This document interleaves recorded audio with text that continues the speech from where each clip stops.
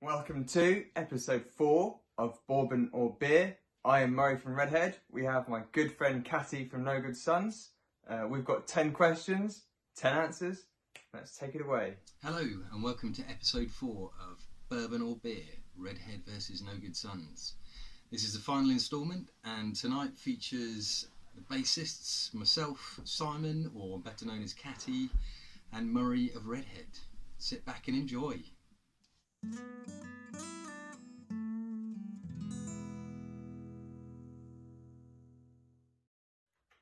My personal hero is Nicky Six, bassist in Motley Crue. When I was kind of getting into college, I came across Motley Crue in my latter school days. And so their look really spoke to me. Their attitude of having a laugh, having a good time, partying hard, playing music kind of really spoke to me, and looking cool at the same time. So kind of from a fashion point of view and a look point of view and a kind of approach to life point of view, Motley Crue really spoke to me at that time. I'm lucky enough to have one of his water bottles. This is episode 4, so I thought I'd introduce props, keep the thing fresh. I caught one of his water bottles, Hammersmith Apollo 2007, but it was like third song in. I had a full water bottle. He'd literally taken a sip and just tossed it. And I thought, I ain't drinking all of that because I'm going to really need to pee in about an hour, and I ain't doing that. Kind of latter years, kind of regretted it, not keeping hold of it. So I was very lucky to catch another one. This was Birmingham, 2015. Caught it, again, he'd taken a swig, tossed it out, and I thought, no, not this time. Drank the whole thing and lived with the consequences. But the consequences are now I have an empty water bottle. Okay, so question number 1. Who's your hero and why?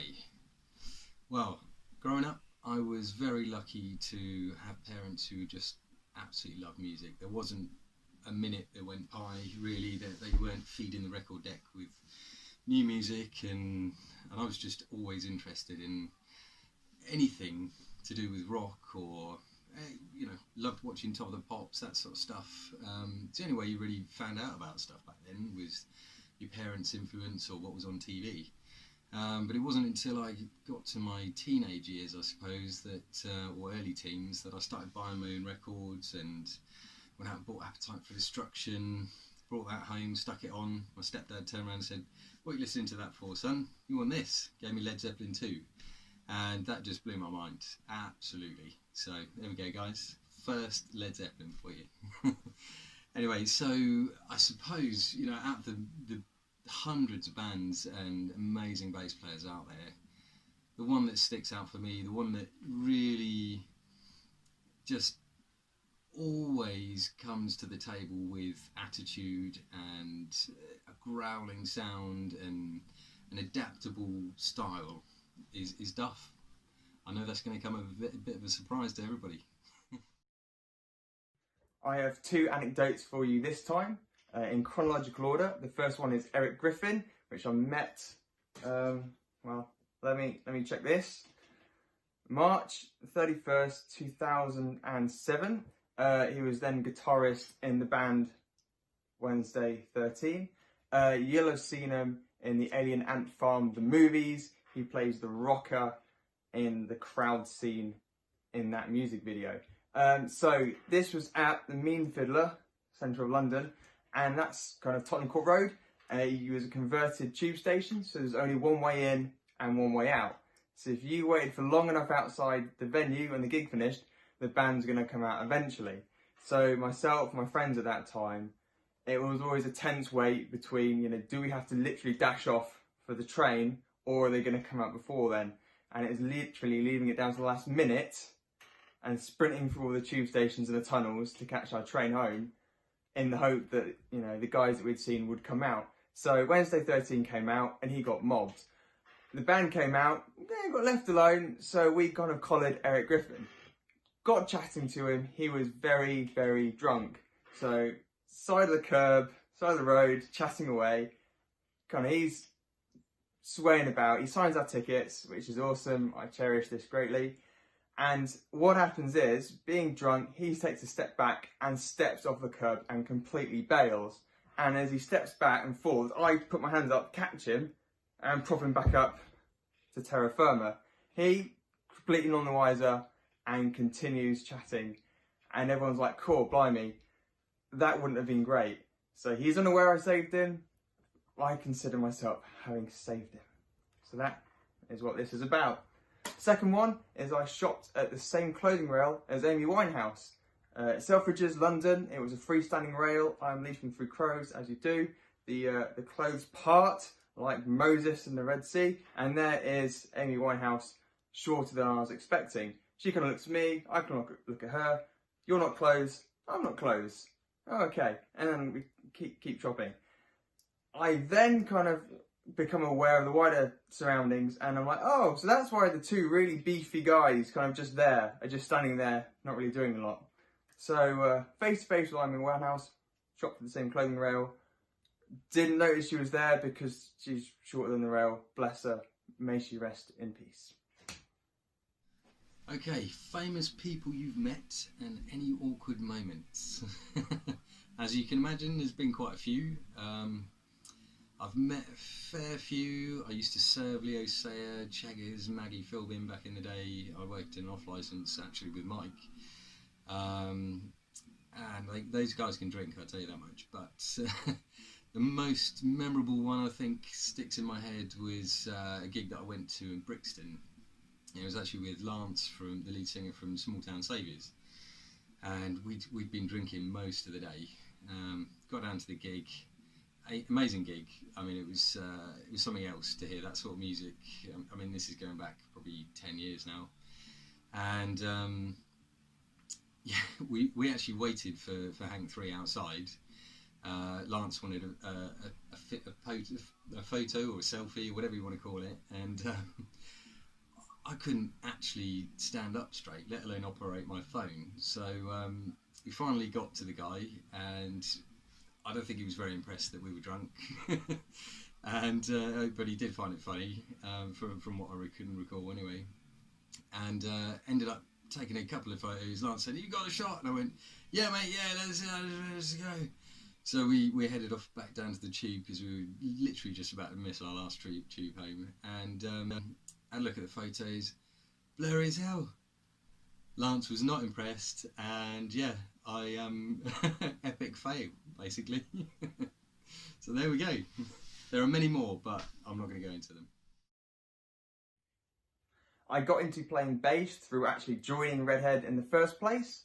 The way I joined the band's quite a story in itself. It was at a mutual friend's birthday party.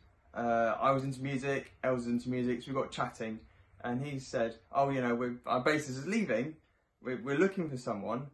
Do you play bass?" Of course, I didn't, so I said yes. And then his words were, and I quote, "Can you be better than nobody?" Well, can I be better than nobody? Maybe not. So I decided to say yes, pick up the bass, and continue to this day to be better than nobody. So that was my inspiration for playing the bass. Up until then, I played guitar from, I don't know, year 7, year 8, so kind of 11, 12, something like that. My inspiration for playing 5-string is Ken, who was the then bassist of Sumo Psycho, and his kind of stage persona, the band's energy, and the versatility and tone you got from a low B, 5 strings, and the options it gave you, kind of really blew me away. And at that point I was like, yeah, I need to get an extra string. That low B gives me so much options to go higher or lower, and I feel really fills out the sound, and it's something I really enjoy playing. So question 3. Inspiration behind your instrument. Well, I suppose I've always wanted to play bass. From the moment I listened to music, it was the thing that I got hooked on in a song. I mean, I was in awe of all the lead guitarists anyway, but there were too many people that I knew that were playing guitar anyway. And even before I decided that I wanted to play, I think I just saw or heard that bass line and was just in awe about how it drove the song, how it hooked people into it. how it kept people involved and interested in it. You know, there's some amazing bass players out there, and you know, for me it was just something that I always wanted to play, but it came at a price. So my folks, well, they were willing to buy me a bass, but I had to prove that I was dedicated to playing an instrument first. So they made me. This is when I was still at school. I had the option, you know, we did music and things like that. So so I was told that if I got a grade in a wind instrument, then they would buy me a bass guitar for my birthday. And I just went, okay, well, I don't want to play a wind instrument, but if it's going to get me a bass, I'll learn how to play it. So so I got a grade 1 in the cornet of all instruments. I can't play for shit now, but yeah. And then you know, my folks took me down to Hogan's Music, where Mike's now one of the owners. This is when it was back in Craven Road.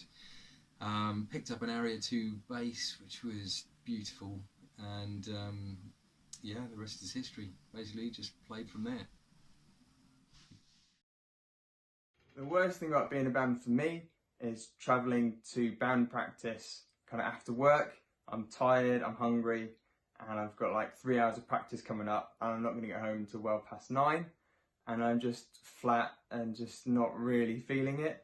Once we've unpacked, a few jokes are flying around, the music sounded good, I tend to improve my mood, and we'll have fun, and by the time I'm packing up to go home, I'm glad I've done it, I've enjoyed it, and I'm looking forward to the next one. But it's just that kind of coming out of work, feeling flat, and be like, right, let's go again. The best thing about being in a band, I'd say, is the camaraderie between you all. There's lots of laughs, and there's a real connection that you form through forging your own path, writing your own music, taking that to people, and the connection that you form through doing that is what is truly special about being in a band, and then taking that and sharing that with yourselves and everyone else. Okay, question number 4. What's the best and worst part about being in your band? I could say some things, but I'm not going to. But I suppose the best part really is the brotherhood we have. You know, and the fact that we all get along and we gel, and we can play great music. We feed off each other most of the time.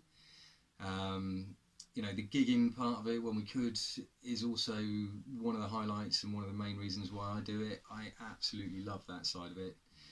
You know, and you know, the general support that we found all the way through, from when we started gigging in the Monument.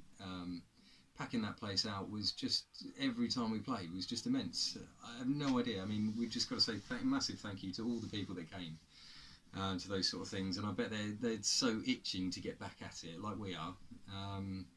You know, the bigger gigs that we did, and the performing, and you know, the family atmosphere that we got generally, just great. You know, that's what we all do it for, basically. The worst side of it, I think we've all said it, is this goddamn lockdown. You know,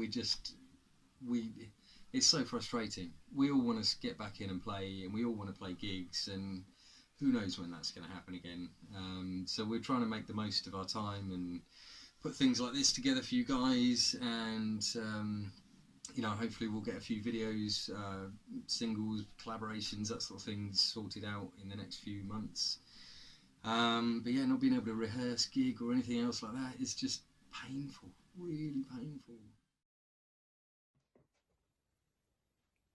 My first band was during my school days, and I had to dig into the archives to find these, but this is a photo of my first ever gig. I must have been 13, 14 at the time. The black Pacifica is not mine. I had a blue Squire in those days. I broke a high E string during sound check, and so I had to borrow someone else's axe, because being a noob in those days, didn't have spare strings. Unbelievably, as well as the photo, I also have the tab for one of the songs we played back then. So according to the paperwork. This song was Forsaken Myth, and we were called Fallen from Grace. So I have the tab and the photo of my first gig, for my first band. Okay, question number 5. Where did you get started in music? My first bands, etc. Well, I was so desperate to play. The day that I bought, well, my parents bought a bass for me. A few of us had been jamming a few covers, that sort of thing. I'd borrowed a bass off a mate prior to that, and I literally knew 3 songs. We went down the cabin that night and played them. Not very well, I have to say. Luckily, it was mainly to our friends, and they were mostly drunk anyway, so yeah, it was all good.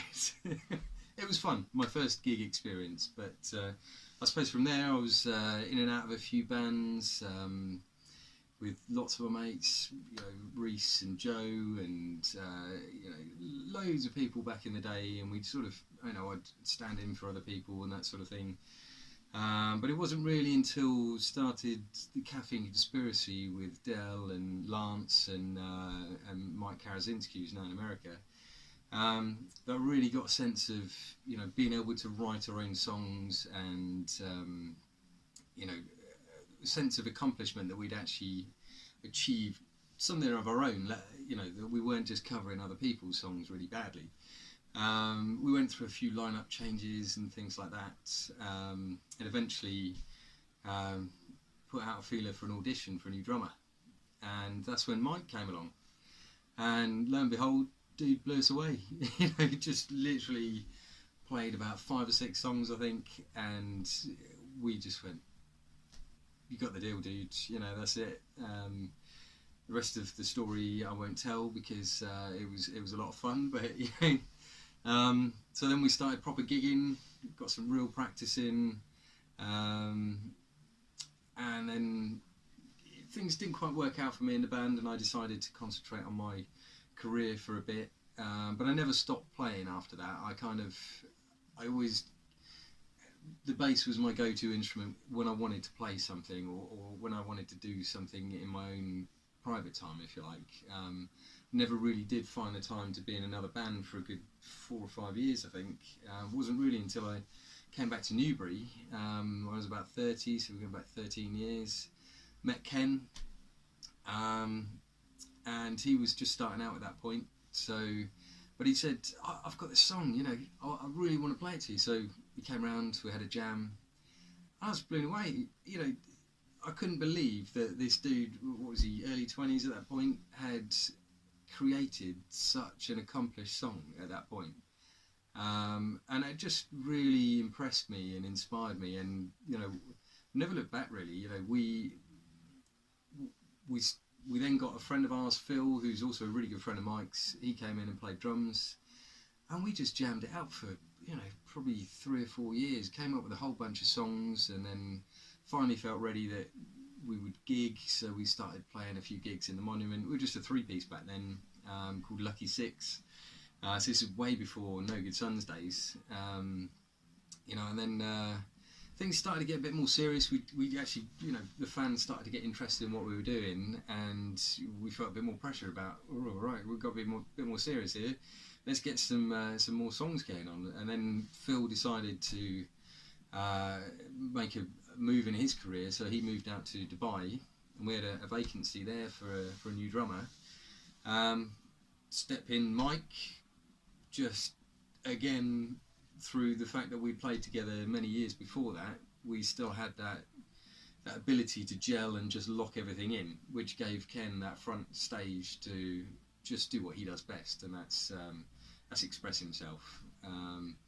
You know, we're finally ready, probably 18 months after that, 18 months after that, to get in the recording studio and put it down, move on and create a new chapter of what we're doing, because we were really quickly progressing through the styles of music and things, you know. And that's when, you know, Martin got interested and really liked what we were doing, and we could see straight away that he thought, wow, you know, there's something here.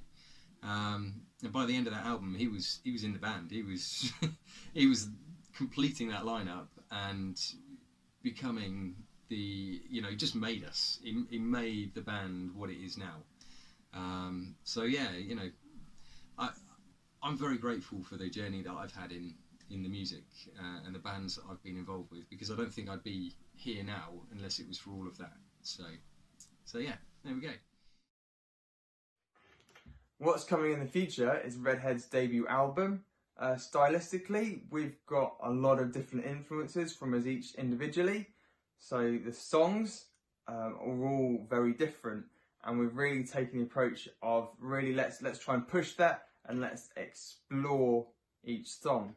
So the Redhead sound is the four of us as individuals all working together, but songs in themselves grow and become their own thing sonically, and we've really made an effort to embrace that and go, if this is what suits the song and that's the feel of the song, let's push that, let's see where we can go. So we're excited to have a collection of songs due with you soon, which are distinctly Redhead, but each individual song is a distinct piece of themselves. Okay, question 6. Where do you see the band going in the future, and are we going to see any style changes in the songs? Hopefully the same way we are now. I really love the feel and the style of what we've got, and I suppose it's just a natural progression for what we do is to push each other further, and to constantly try and better the previous song. Whether that be in the same style or a bit heavier or a bit more country or a bit more rocky blues, you know, I don't think we need to change anything that we're doing, because I think it will just come naturally for what we do. And the style changes will just happen when they happen, because that's what's happened in Sin. I mean, that's a massive style change from from Revelations, and you know, the album's so eclectic, is all over the place. We've got really heavy 70s groovy songs to you know, so ballady stuff to stuff that you'd think would be on a Tarantino film. It's really, really nice for me and for the guys, I think, to experience all this sort of this outlet that we've managed to sort of bring together between all of us, is that we all feel comfortable enough to just show what we can do talent-wise, and just make it our own. You know, just really make it your own. So I'm happy with where we are, and I'm happy I've met the guys, and I'm able to. I feel lucky and honoured to be in a band with these guys. You know, because they're way more talented than I am. I struggle to keep up with them most of the time, especially Martin. I mean, that guy is just a genius. To pick out one highlight for me would be playing Basingstoke Live 2017. Basingstoke's the band's hometown, and to play in front of all your friends, looking out over your hometown and all those thousands of people there, was very cool. To have been to that festival in previous years and never once looked up the stage and gone, yeah, next year I'm gonna be there playing, was very cool, and something that I really cherished. Okay, question number 7. What's been the highlights, and if any, the low points have been in the band / your time in the band? Okay, so I suppose the high points have been the reaction that we've got from fans or people that have listened to it, and the gigs we've played. So you know, from the times that we packed out the money and places like that, and you know, the effort that people go to come to some of the gigs that are a bit further out, you know, that's for me that's all the thanks I need for doing what we do. You know, the main gigs that we've done, the Big Red in London, that was just immense. To get a coachload of people to come down from Newbury to a pub in the middle of Islington was just amazing. You know, the venue were so impressed with how we handled that as well. Sub 89, that was a recent highlight. You know, playing on stage with the choir boys, that was quite quite immense as well. And then I suppose all the interest and support we've had from the biker crew. I mean, they usually love their cover bands. You know, but for them to keep asking them to come back to their rallies and, you know, do birthday bashes for them, that sort of stuff has just been an honour, really. Low points, I don't think there really have been any. You know, we have trials and tribulations as a band, like any band does, but we're strong enough to be able to talk it out and get over it. And I think that's one thing that keeps us together as a brotherhood, is because we're able to do that. And if something is a beef, then we just chat it out, and, you know. But that's not really a low point, because that is something that, you know, any normal human being should be able to do to get on with their lives. Is you know, if you've got beef, got it sorted, off you go. That's it, done. So low points, you know, being designated driver most of the time, having to lug stuff into gigs, and obviously the lockdown. Christ, could do without that. So no, not really any low points, because, you know, as a musician you have to lug stuff around to gigs anyway, so, you know, that's part of doing it. So there we go. Yeah. Within the music, I am Redhead's bassist, so I play the bass. From a songwriting point of view, we're all very keen to get everyone involved, so it's very much a collaborative process, and making an effort to all form a song together. Sometimes that can be challenging, because we'll leave a practice having not really achieved a lot, but we feel the four of us involved in the song's development and process of coming together produces the strongest result, despite the challenges that then presents. Outside of the music, we're unsigned and we're independent with no manager, so we very much have to hustle our own backs. So between the four of us, we all work very hard, from booking rehearsals and arranging gigs, to social media, to working on our live show, our live presentation, our merchandise, our imaging. All of that takes a lot of work and a lot of collaboration, and is actually a real challenge, because, you know, the band never sleeps, time never really stops, and you've got to try and keep the ball moving. So that is what I do inside outside the music. But what we all do inside and outside the music, contribute to the songs and contribute to growing this band and forming something that we're all genuinely proud of. Okay, question number 8.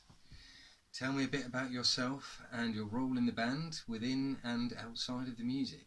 Okay, so I'm a family man. I have 3 kids and a very loving partner who puts up with a hell of a lot from me, so and the band. You know, we've got 3 wonderful kids. Hector, who's 11, he's in a band called Beyond the Sun. He's their front man, and that guy can sing. You know, he's got ridiculous talent, and I really hope they get somewhere in life. You know, he's young enough for that to happen to him, and I'm all for it. You know, I really encourage all of the kids to listen to music and to play and to perform in any way they can possible. Leela's currently being taught by Martin. She's always written songs, but I think she'll be struggling to put them together, so Martin's helping her to learn the guitar, to be able to arrange things and put them together in a context that she feels comfortable with. And, you know, I'm hoping that she'll find the confidence to be able to perform live at some stage, but for the meantime, you know, she's just happy having that outlet for herself, which is great. Then Claire and I have a little boy called Bertie. He's a right nutcase, I have to say, and will just jump around to anything. Constantly asks Alexa for mad music, which to find from somewhere.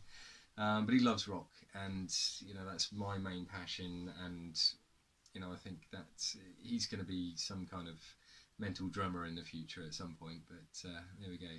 Work-wise, I run my own business, and I also help out a friend who's got a plant hire company. So yeah, you know, things have been difficult over the last few months, and we're just trying to make things happen and muddle through and pay the bills like everybody else is at this point. So there we go. Band wise, obviously I'm the bassist, otherwise I wouldn't be doing this video. But I also design and update the website, help create content for the social media outlets, that sort of thing. Design all the merch, or put together, or put ideas together for the merch, and then we will decide what we want to do with that. Yeah, so that's about it really, you know, other than that side of things. You know, we will chip into all these different areas, and you know, I think everybody's found a little area within the band that they're comfortable with, and you know, it's great. We all enjoy what we do, so brilliant. Ellis, determined. Lee, meticulous. Nathan, diligent. Number 9. Describe each of your bandmates in turn using a single word. Well, I can think of a couple for Mike. Let's start with him. Powerhouse. That dude can hit those drums so hard. Sometimes I wonder how I'm still able to hear, to be honest with you. Other than that, dude's indestructible. I don't think anything will ever kill that guy. I really just don't know how he's still living, to be honest, the amount of booze that he's ever drunk. But there we go. Martin. Talented, you know, the guy is just, you could give him any instrument in the world and within 5 minutes he'd be playing one of your favourite songs. It's just absolutely gobsmacking how the musical ability that guy has, but not just to be able to play. I mean, he is able to record and make you sound just how you want to sound. You know, I've said to him, I just want to sound like Duff in this song, and he goes off and he finds a bit of a track or whatever, and then come back and go, what about this, mate? That's it, you've just nailed it. And for his sheer ability to just be who he is and be as talented as he is, I just, you know, it amazes me. Kenny, he's an enigma really. He's so creative, and he's always to do the next thing. You know, it just amazes me you know, even now we get messages from it. I'll just come up with a new song. You know, you listen to it and go, wow, you know, that's the next song on the next album. You know, there's just something about him that he's just got that passion for music. And like I said in one of the previous questions, when I first met him, I was just so impressed with his ability to, at that young age in fact, to have come up with such a complex, complicated song that was so polished. That's really why I've stuck with him and encouraged him along the way to do better all the time. He didn't really want to sing in the band, and it wasn't until Mike and I really pushed him that you know, he's found that outlet and who he was supposed to be. You know, it's a wonderful thing to watch that happen in a band, and for us all to be so well connected and so gelled in the studio. It you know, there we go. I'm going to ramble on otherwise. So, but there we go.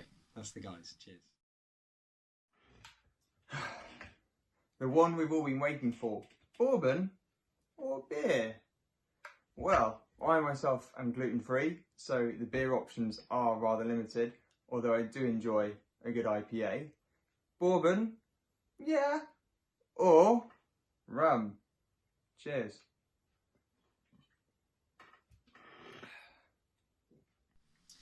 So, final question. Bourbon or beer? Haha. Well, I hope you all know me by now, so you probably know the answer to this already. Both. Can't have one without the other. But if I couldn't have this, then I'd have this, and if I couldn't have this, I'd have that. So, you know, bit of a toss-up really. But yeah, both.